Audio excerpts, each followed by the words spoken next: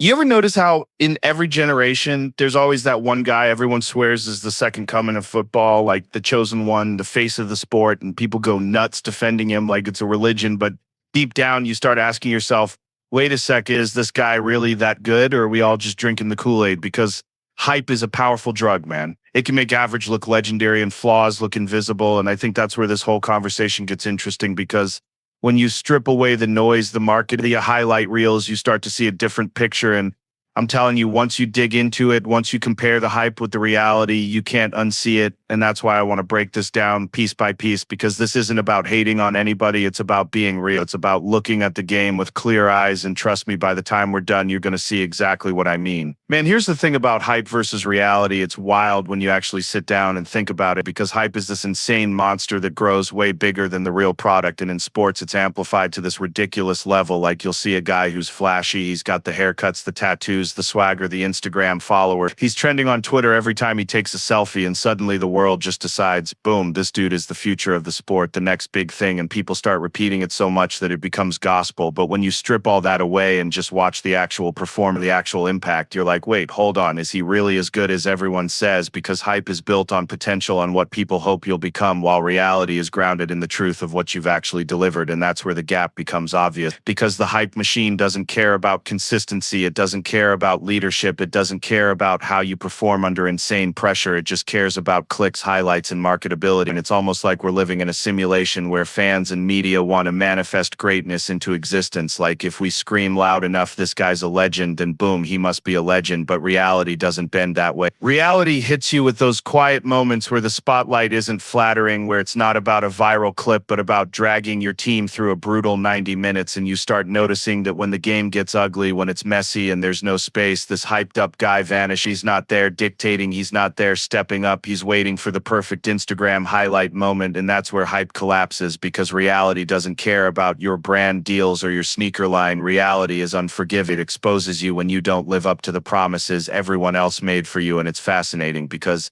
as fans, we get seduced by the spectacle. We want someone to worship, someone to project greatness onto. But man, when you take a step back and you actually watch the real ones, you realize hype is fragile. It's like a balloon. It's inflated by noise and expectation, but the moment pressure hits, pop, it's gone. And then you're left staring at the bare reality of a player who maybe isn't bad, maybe even great in moment, but not the transcendent force the world tried to convince you he was.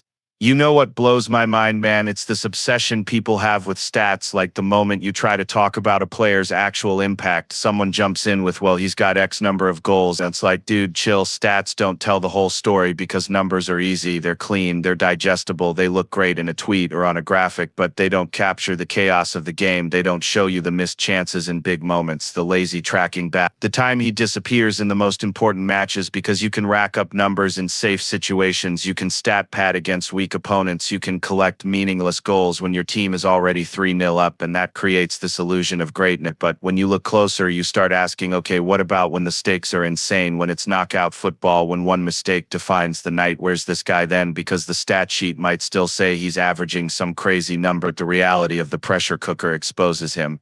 And this is where the disconnect happens. People get hypnotized by numbers the same way people get hypnotized by boxing records. Like some guys 30-0, but you look at who he fought and you're like, wait a second, who are these? In football, it's the same. You can score 20 goals a season, but if 10 of those are tap-ins against bottom half teams and 5 are penalties, is that really the same as a guy who drags his team through a Champions League semifinal with one clutch strike? Because there's a difference between accumulation and impact, between quantity and quality. And the stat sheet doesn't measure courage. It doesn't measure how loud the crowd is booing you. It doesn't measure the weight of a nation watching. Yet people throw these numbers around like they're the absolute truth, when in reality, they're just one layer, they're surface level.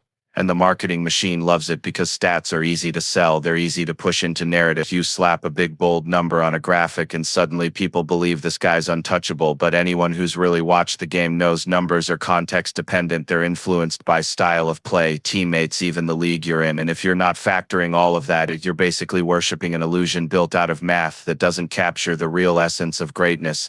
Man, if there's one thing that separates the truly great from the ones who just look great on highlight reels, it's mentality and consistency, because talent gets you note, hype gets you headlines, but mentality, that's the engine that drives everything, and consistency, that's the proof that you're not just a one-off, you're not just lightning in a bottle, you're the real deal. And what blows my mind is how often people overlook this. Like, they'll see a guy have one insane game, some crazy dribble, a hat trick in a meaningless fixture, and suddenly he's crowned as a generational talent. But then weeks go by, big games pass, and he's invisible, and no one wants to talk about it, because consistency isn't sexy, it's not viral, but it's the ultimate test, because it means you show up every damn time, even when your legs are heavy, even when the pressure is suffocating, even when you don't feel like it. That's what mentality is. It's that voice inside you saying, no excuses, get it done. And the real ones, they live by that. They don't disappear for months and then resurface with a flashy performance. They grind, they deliver, and that's why they earn respect. And you can see the difference when you watch players under pressure. Some shrink, some hide, they start pointing fingers, looking frustrated, almost waiting for someone else to carry the burden. And then there are guys who get sharper, calmer, they rise like the chaos makes them better. And that's all mentality, because at that level, everyone is skilled, everyone's got talent. Not everyone has that fire in the brain, that obsession to keep pushing, to prove it over and over again. And consistency is the evidence of that fire. It's like when you watch fighters, anybody can have one knockout, but can you keep showing up fight after fight, different opponent, different conditions, and still perform? That's greatness. And in football, it's the same. Mentality plus consistency is why some players go down as legends and others as wasted potential, because the hype merchants, the stat patters, they can fool people for a while. But you can't fake showing up for a decade. You can't fake carrying your team when it matters most. And that's why I always say, if you really want to judge a player, don't look at their flashiest moments. Look at their lowest moments. Look at how often they show up when it's ugly, when it's hard. That's where mentality and consistency separate the killers from the pretenders. You know what's crazy, man?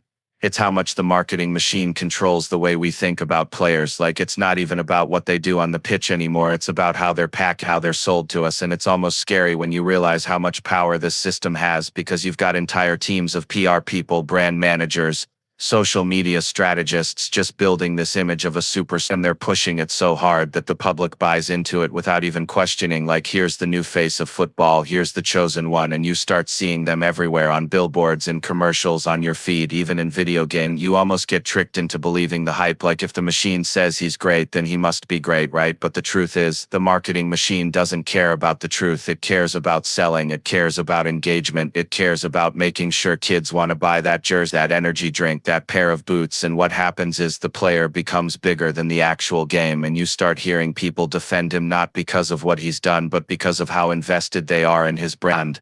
And that's dangerous, because it blurs the line between performance and perception. Like, you'll have guys who disappear in big games but still trend worldwide because they posted a stylish photo in a suit the day before, and people confuse popularity with greatness, but those are not the same. And I think about this all the time, because marketing can literally create a star out of thin air. They can cherry pick highlights, they can polish narratives, and before you know it, you've got millions of fans chanting a name of a guy who hasn't really proven he deserves that pedestal. And it's not his fault entirely, because if you're young and talented, of course you're going to get swept up in that machine. But the dangerous part is how fans and even analysts start judging players based on the brand instead of the foot. Like, the conversation shifts from how did he play last night to look at his follower count, look at his endorsements. And that's the death of honest evaluation, because once the machine has built this invincible image, criticizing him feels like heresy, like you're attacking an icon, when in reality all you're doing is pointing out that the emperor might not have any clothes. And that's the power of the marketing machine. It doesn't just sell you products, it sells you illusions, and people buy them with blind faith. What really puts everything into perspective, man, is when you line these hyped up players against the true legends, because that's when the illusion cracks. Like, you can fool casual fans with stats and flashy highlights. You can get people screaming your name because of slick market. But when you stack that resume against the giants of the game, the ones who carried teams, who redefined eras, who turned pressure into art, the gap is undeniable, because legends aren't built on social media posts or a handful of viral goals. They're built on years of dominance, on showing up in the ugliest, most brutal moments and still delivering. And when you think about guys like that, the players who never flinched, who dragged their nations through tournaments, who made club history over and over again, you start to realize how overblown some of today's hype really is. Like, imagine putting one of these so-called generational stars next to someone who lifted trophies repeatedly, who stayed at the top for more than a decade, who had rivals and still outshined, and you can't even have a serious conversation because the scale is so tilted. And that's what's fascinating. The legends didn't just play the game, they changed it. They forced opponents to adjust tactics.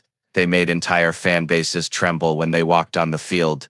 They had this gravity, and you don't get that from one good season or a couple of flashy skills. You earn it over time, with scars, with heartbreak, with moments where you stood tall when everyone else crumbled. And that's the problem with overrating certain players because people throw their names in the same sentence as actual legends when the body of work isn't even close. It's like comparing a hot new stand-up comic who's had a couple viral clips to Richard Pryor or George Carlin. Like, come on, that's disrespectful to the craft. And in football, it's the same. Legends are legends because they proved it relentlessly. They didn't need PR teams to tell us. We just knew. You could see it, feel it, and the game remembered it. So when someone tries to crown a new legend off potential or hype, I always think, put him in the same frame as the real ones. Put him next to those who carved their names into history with blood and sweat, and suddenly the myth doesn't look so powerful anymore. It looks fragile, because true greatness doesn't need protecting. It doesn't need excuse. It stands the test of time all on its own. So at the end of the day, man, when you peel back the layers of hype, the pretty stats, the shiny marketing, and you stack it all against the true weight of mentality,